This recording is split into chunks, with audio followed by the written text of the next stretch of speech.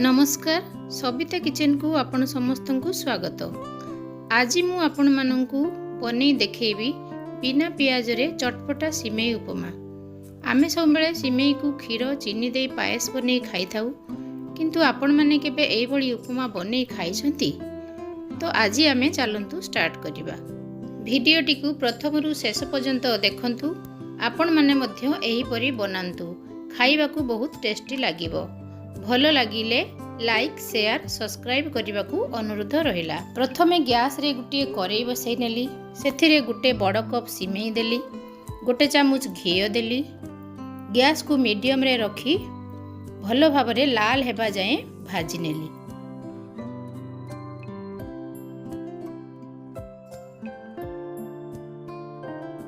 सिमेई भल भाव रे भाजी होला परे गोटे कप पानी देई मिसेई नेली।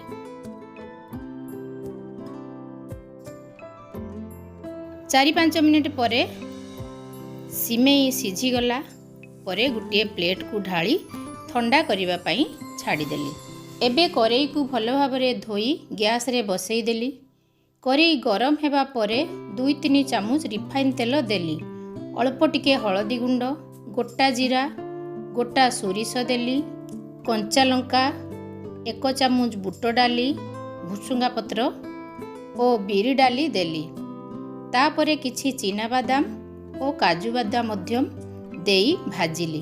मने रखिबे एई समय गैस रो फ्लेम को पूरा लो रे रखिबे। बादाम भाजी गला परे काटी रखिथिबा गाजर को देई देली। आपण माने चाहिले एथिरे आलू और बीन्स मध्य देई परिबे।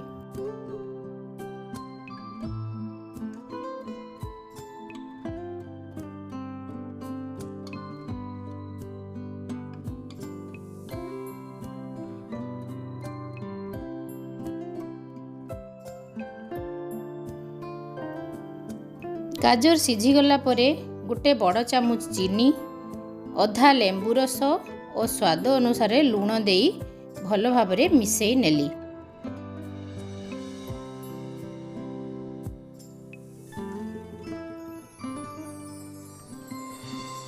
एहा परे सिमेई को अल्प अल्प देई मिसेइली।